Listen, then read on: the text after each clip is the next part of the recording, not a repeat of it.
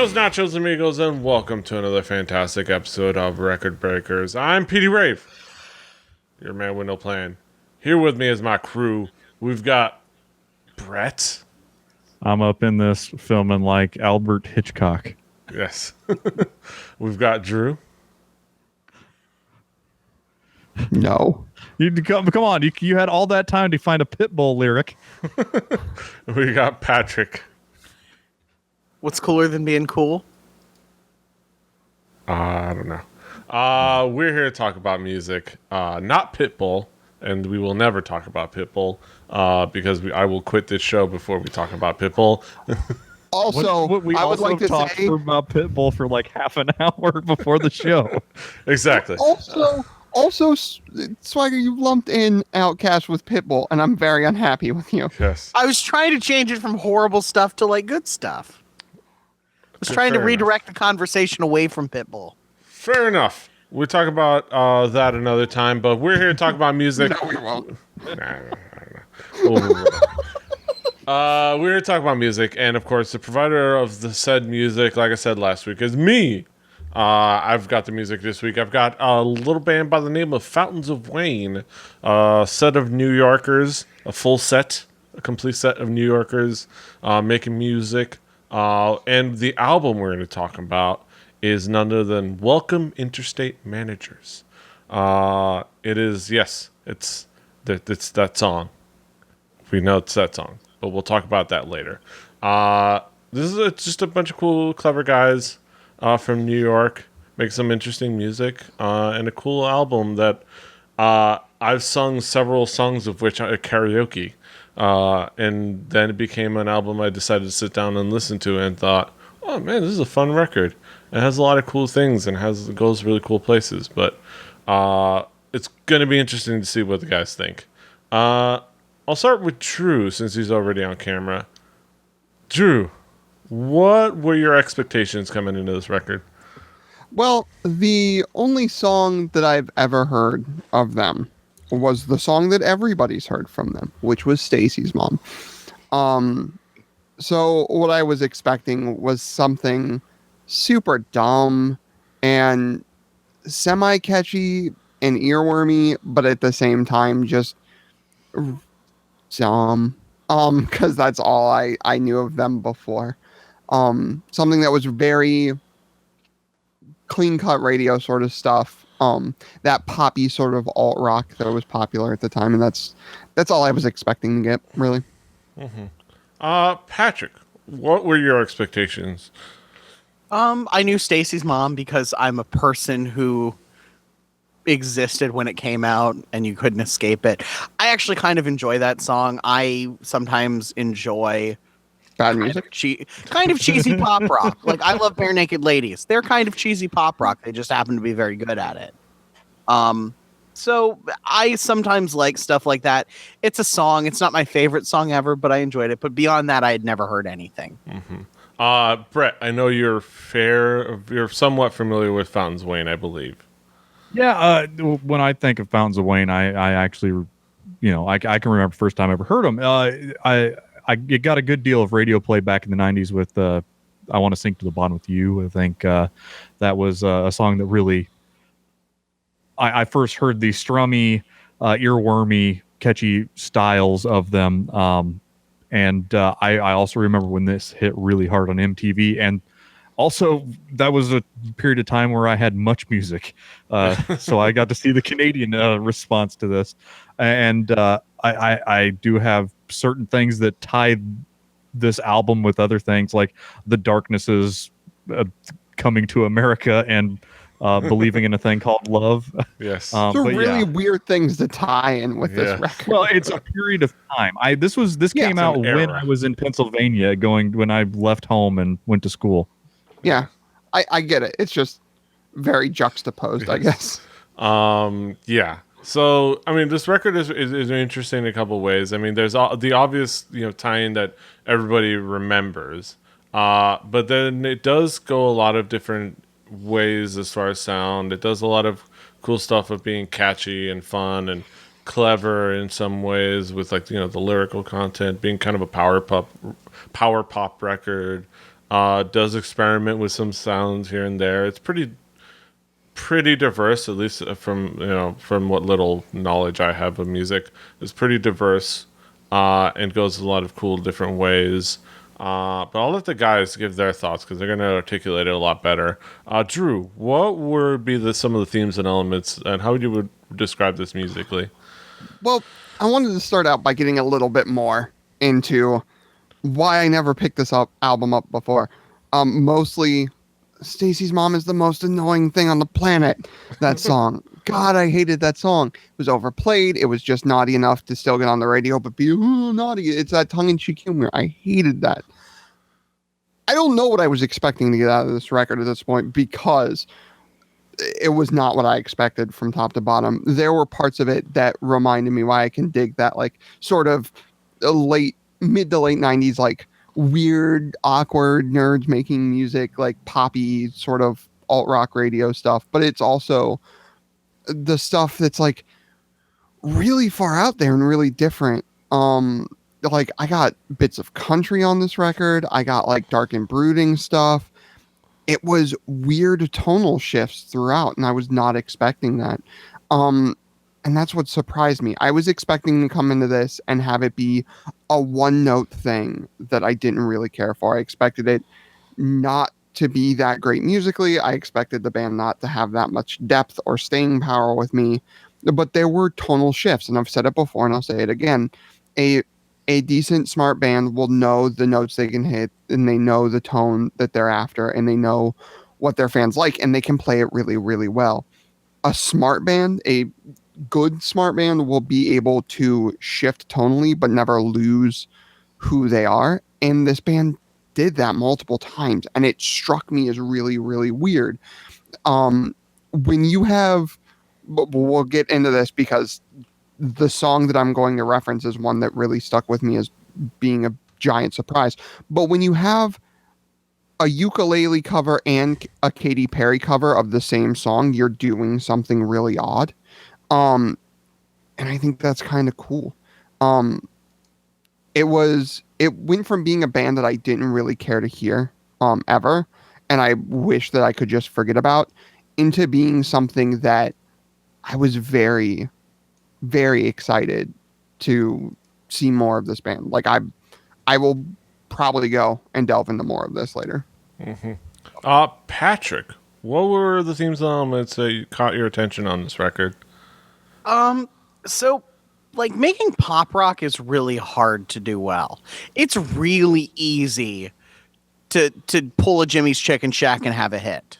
It's really easy to get one of those as far as music goes. It is really hard to ever follow that up. It's a crapshoot, but it is easy. It's a crapshoot, but it's really hard. And there are bands that do it, and some inexplicably and some because they're good. You could say that's what Jimmy's Chicken Shack did right. Is that what you would? Yes. That's they finally found out what they did right. We can finally tell him. They made that one. We can hit. finally tell him. I got the joke out. Sorry. Yes, but so for me, like but it's something that I do sometimes really enjoy because it's just easy to listen to. You don't have to care. You don't have to concentrate. It's not complicated or anything. The problem I ran into here is, like, while it's not all bad, it's like the album is twice as long as it needs to be, and it has a lot of, I just called it the doldrums. It just kind of gets boring for a while. And like you can see little flourishes of good, and they like have a song that's like totally like 70s sounding, and they have a country and western song for reasons that aren't clear to me. But there's a reason that, like, unless you really cared, we didn't get like 3 more huge Fountains of Wayne hits. They just kind of faded into semi-obscurity. And this album is mostly that sort of stuff. That is just forgettable, meh pop music. Brett, what would be the themes and elements that caught your attention? I'm gonna bring it back a little more shallow. This is an album that had plenty of tracks you could pull to the soundtrack of an early 2000s romantic comedy starring Katherine Heigl and some square-jawed guy with an accent. it's that kind of music. It's not quite as horrible as every little thing she does is magic, but there's some very movie trailer-esque songs on this. Tone wise, they do get some really good mileage out of some clean jangle. These are strum jams to be sure. These songs will live on forever in acoustic open jam nights in coffee shops around the world. Lyrically, they don't really get too serious, but they don't go full ridiculous like They Might Be Giants or The Presidents. They sort of keep things grounded. But this isn't a band you're going to go to for technical prowess. Song they can write a song. They can write something that is catchy, strum jam, and it's very much of the time. It's kind of nutty that this was what pop rock was back when there was such a thing as pop rock. There's not a whole lot of that going on now. It's sort of a fossil. Yeah, you have to be all or nothing. You have to be so far in all rock territory, or you have to be super bubbly pop. You can't be the middle anymore. Or they just don't play rock music on the radio. The rock music has been dead for about a decade. So fair enough. It's EDM now. But yeah, it's an interesting. There's some interesting points, and getting into some of those tracks that do those shifts. Of course, there's Stacy's Mom. It's a thing. You all remember. You don't need to get into it. But there's fun songs. It starts off. I'll do the record breakers thing. It starts off with a fun, clever, catchy song in Mexican Wine, where lyrically it just kind of goes for good rhymes and fun wordplay. But it's a fun, catchy song. Then immediately followed up by a fun, catchy song in Bright Future and Sales. There's of course the song that was covered by Katy Perry, Hackensack, because I played that all the time when I was in high school. We'd go out back in the lot and play some Hackensack. Play some Hackensack. It was great. I prefer playing Poughkeepsie. Oh yeah, well, in a pinch. Yeah. Rochester.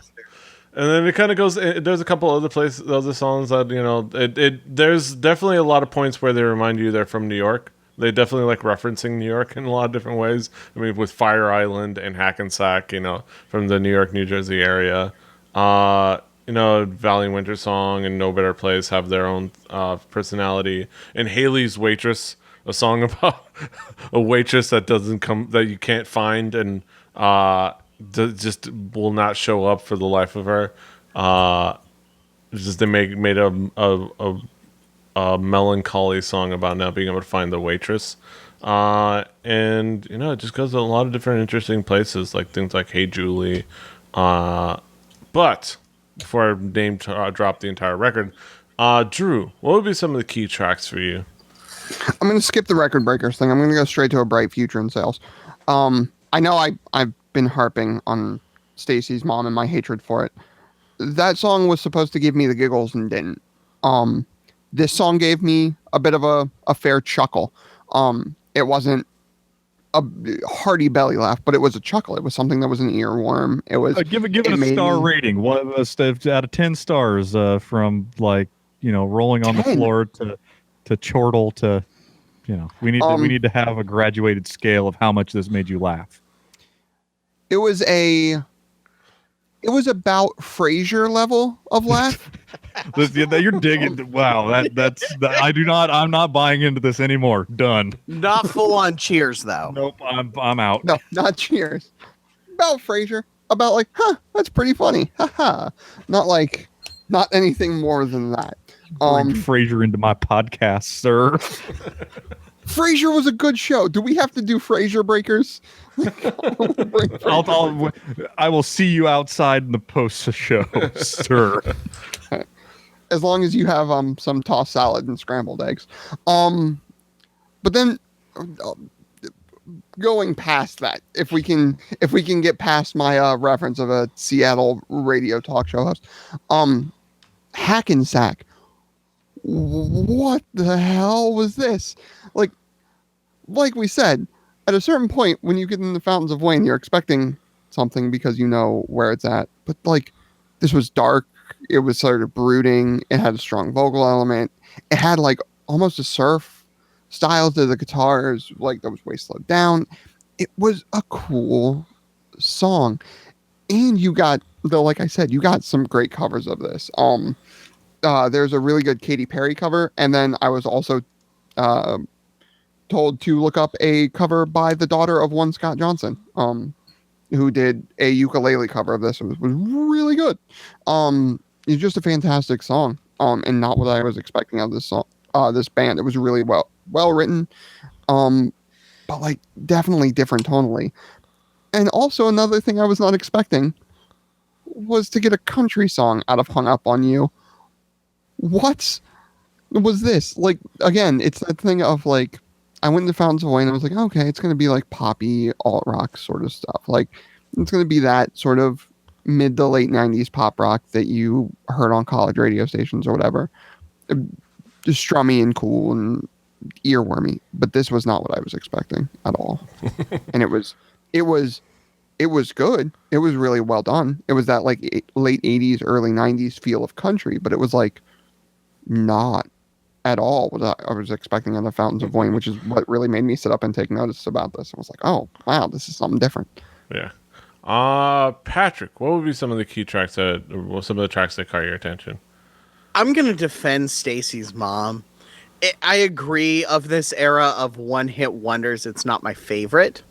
But it's a fun song. It does that thing that that pop music sometimes does, where it sounds a little bit familiar, and they basically said this is a tribute to the Cars, and it has that kind of a vibe to it. But it doesn't sound like a Cars song. It just the beginning sounds like this is all just what I needed. I mean, literally, it's literally just what I needed right at the beginning. But like sort of like taking something familiar that people are nostalgic for, but then kind of doing your own thing with it. It's not the best song ever, but now whatever we are, 10 plus years from its release and not having to hear it on the radio every 8 minutes, it's fun. Bright Future in Sales. I like it because I like story songs where like the song is a story. And I like that it was a story song about the most boring character in the universe with a boring life. And it's just sort of, it's this really boring character who's getting around, getting by, being the guy. Who's just like getting by, working in sales, being kind of shitty. And Hackensack was okay. Like it's a song about being stuck in your hometown. And, everyone else leaves, and it hits close to home. I will leave it at that. Yeah. My issue was after that, I just couldn't find another song I enjoyed. Like, the first 4 tracks were all right. And then I was just like, okay, how much longer is this album? Oh, I've got to listen for another 40 minutes. Okay.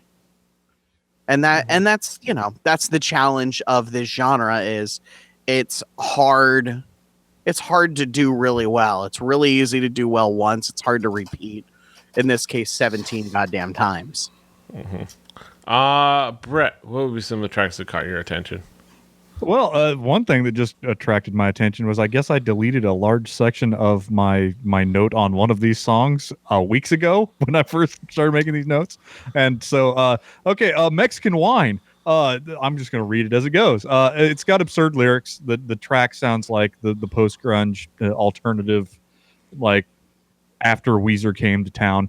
Synth horns, comma. That's where that line ended. I'm sure I had something to say about synth horns, but but let's go into Stacy's Mom, because like in 2003, I had a roommate in Western Pennsylvania named Arturo. And Arturo was huge into singing the song in the shower. Arturo was not very good at English. So he was making up a lot of lyrics. So I can always hear Arturo's going on like forever, like some great improvisation. He is forever attached to this song. Next, Hackensack, tremolo jangly guitar. This very much made me go on a search for Fender amp tone stacks and the different vibrato channel on deluxe reverbs through the year. It's moody. It's a moody song, but not in an unbearable, offensive way. And with Hey Julie, I believe that this marks the moment where the Wero scrape has eclipsed the vibro slap as my favorite hand percussion instrument. Because wow, they used it to effect. It's a very very earwormy track. It's very very tight. In its ability to dig itself into your brain, and end up on network television sometime. Yes. Yeah, and there's some tracks that definitely kind of stand out on the record, and definitely understand the varying points that are made. But let's bring it back around the horn for conclusive thoughts. Drew, what would be your conclusive thoughts on this album as a whole? I say a lot on this show that something that's great about it is finding the things that I never found before. Finding your bad rabbits, finding your night sweats, like we have in the past. For me, is Your sort chromios. of Chromios. chromios. I have no problem finding my night sweats, but that's just because I ate a burger. Yeah, it's because I'm fat and I usually leave my computer on and it's a Radeon, but that's computer nerd jokes. But there's also the fact of stuff that I knew that I thought I would hate, and going back to it and finding out that it wasn't as bad as I thought. Brett did it before with Lady Gaga, for me, and this hit that with Fountains of Wayne. I never gave these guys a fair shot because I cannot stop talking about how much I hate Stacey's mom. The only good time was when I got to laugh at it at a Bowling for Soup show, but that's neither here nor there. So I guess the best thing I can say is that if you didn't give these guys a chance before, maybe you should, because you might walk away being surprised. It's not musically deep. You're not getting into crazy, awesome guitar solos or drum fills or deep, rich, cool bass lines or whatever. You're getting a pop rock record, but you're getting a really well done pop rock record that sends you for a few loops a couple of times, sends you down some dark brooding paths and some sort of twangy guitar paths, some surf rock paths, but it all comes back to a pop rock thing, and it's all very catchy and earwormy. And sometimes maybe you shouldn't judge a one-hit wonder by a song. Did that with Jimmy's Chicken Shack because I really liked the one song. Let's just say you shouldn't do it with Fountains of Wayne, and you shouldn't do it with Jimmy's Chicken Shack either, but for the complete opposite reason. Yeah. Fair. Sorry if this podcast ever reaches a member of Jimmy's Chicken Shack. Seem like I cool apologize. dudes. Oh no, they seem like great dudes to hang out with after they're done playing music. Yes. Patrick, what would be your conclusive thoughts on the album as a whole? It wasn't for me, but I get why people enjoy it. If you want something that is light and not very filling and not very serious, there's something to enjoy here. They can play instruments, they can write songs. It just didn't hit it for me. I'm gonna like I didn't like it, but that doesn't mean it's terrible, because I actually don't think it's terrible. I just don't think it's for me. Mm-hmm. So that's my conclusion. Mm-hmm. Brett, what will be your conclusive thoughts? Heaping dumpster trash garbage. No. If you're looking for something technically impressive, this is not where you need to go. This ain't for you. But this genre doesn't really require, Ingve. But the foundation of this album is its catchy lyrics and its clean approach to songwriting. And it does that. If that's what you're in the mood for, if you're gonna find a few variations on the sound that in your head of Fountains of Wayne, but if you dig a little deeper, you might find something in there that is for you. And there is definitely things for people in this album that have yet to hear it. Yes. And so I hear that Stacy's mother is an attractive lady. Yes. I hear that as well. Yeah, and I think conclusive thoughts is that this is a band and an album that is worth kind of checking out at least once. If you all you know is Stacy's mom, which is true for a lot of people, then listen to a few of the songs. It's got some catchy music. It's got some fun lyrics. It's got some fun ideas, and it goes into fun different places. It's got a lot of songs. But it's okay. I mean, well, for some people it's okay. For some, it's not okay. But because you can just kind of have fun, kind of wandering through it and just letting it kind of wash over you a little bit. But it's fun. It's a fun record. It's some fun songs, and it's worth kind of bouncing around to.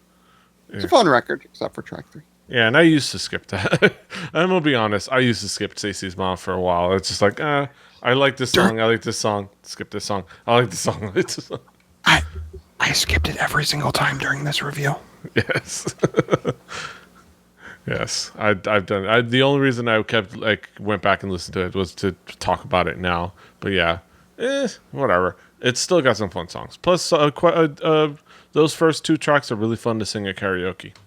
There might be people in our audience who have never heard Stacy's mom.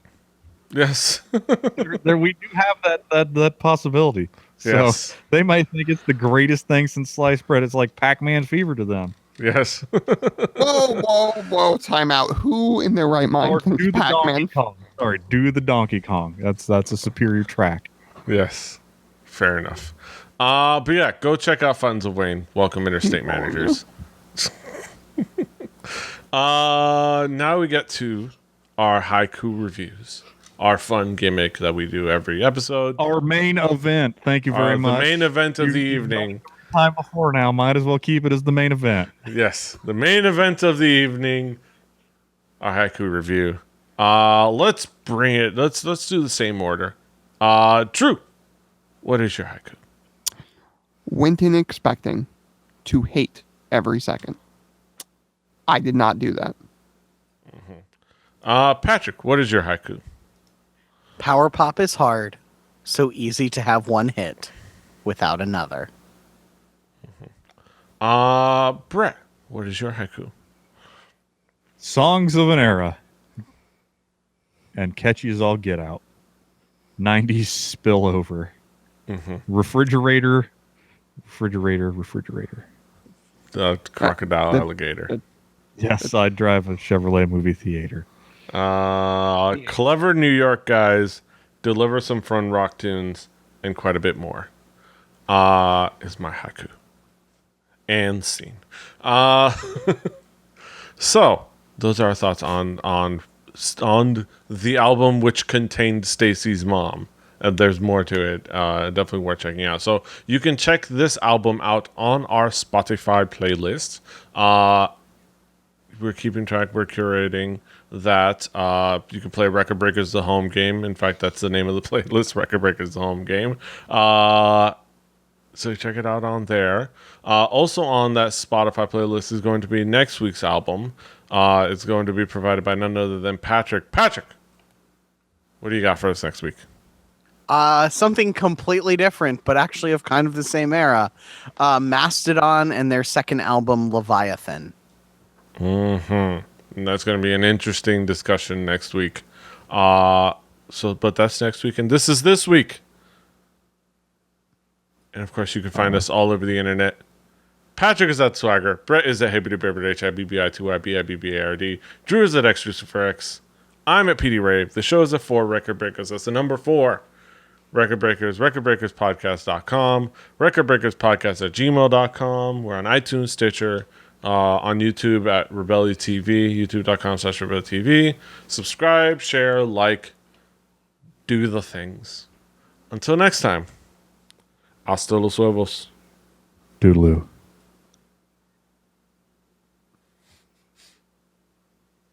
Petey? Yeah? What did I forget?